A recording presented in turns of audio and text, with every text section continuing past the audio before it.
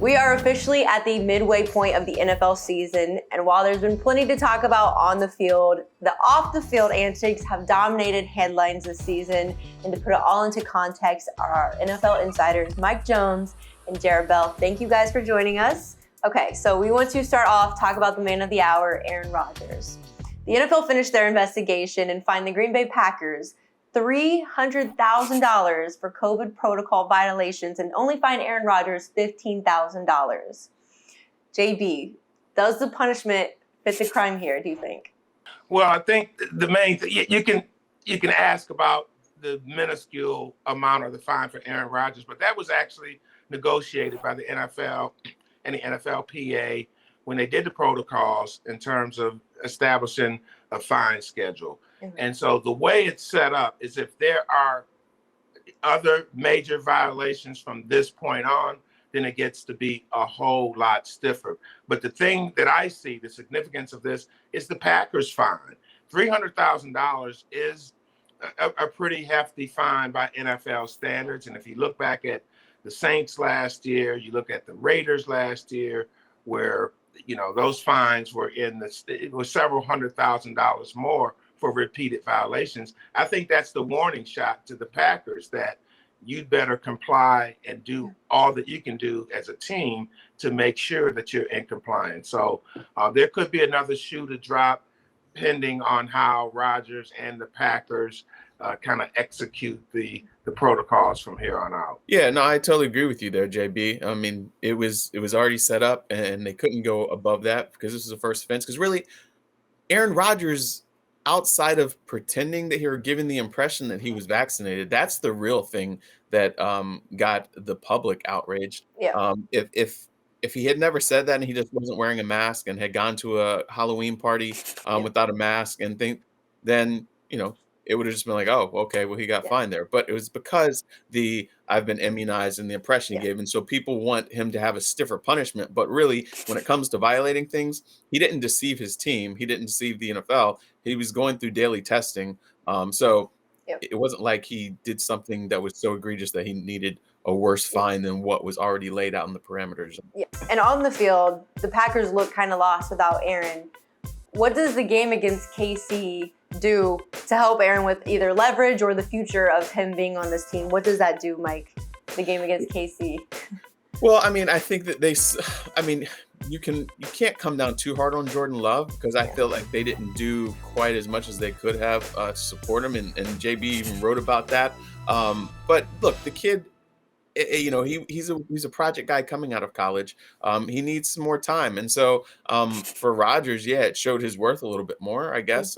But they already knew this. They knew that he's MVP candidate. They know that he gives them a chance to win a Super Bowl. And despite all that they knew, they still had this friction and everything like that. So I don't know if it really changes anything. Maybe it just reminds them, you know what? Jordan Love is a little ways away. Still needs some more time. But I don't know if it's going to change the future, whether Rodgers comes back, whether he moves on just because of that performance there. Yeah. Taunting. There have been 35 taunting penalties the first half of the year, up from 5 at this point last year. Is this getting out of hand? And do you guys think that the league is noticing this outrage? Do you think the league would even be willing to double down? I do feel like it is, but this is what they want. The owners wanted the league to crack down on this, and players were frustrated because they're like a bunch of guys who've never played football are the ones who've never felt these emotions and experienced this stuff are the ones who are cracking down on it. J.C. Tretter, the president of the NFL Players Association, he said yesterday on Twitter that he would be in favor of them getting rid of the taunting thing. But it does seem like it's a bit ridiculous. Yesterday or Monday's thing in Chicago, if there hadn't been a penalty called, I don't think anybody would have even known what happened. That had no bearing on the outcome of the game.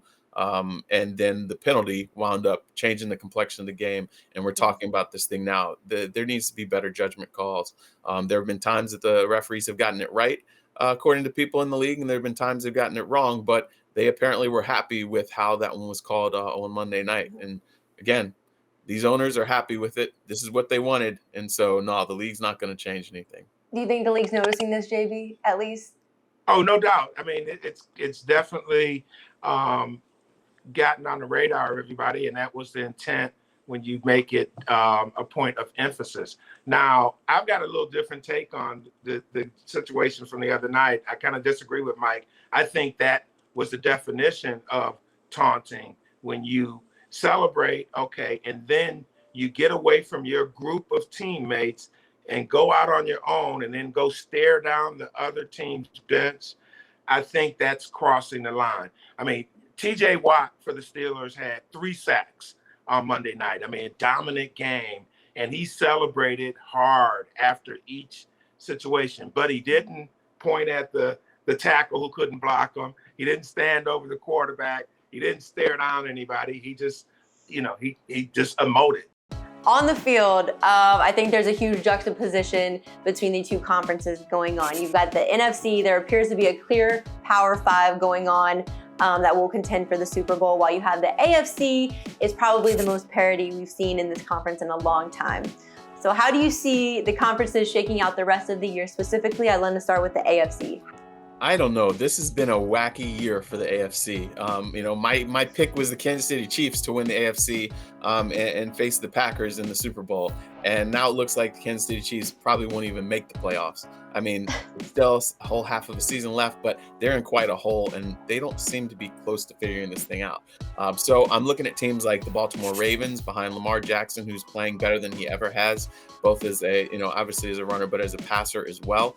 The NFC, I'm still looking at the Packers as a real good, strong contender there. I won't back off of that pick yet.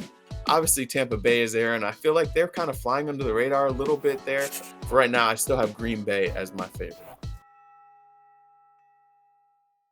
Hey, sports fans, if you want to watch more sports seriously, be sure to check out these clips right here. And make sure you're subscribed to the channel to see all the great content from us here at USA Today Sports.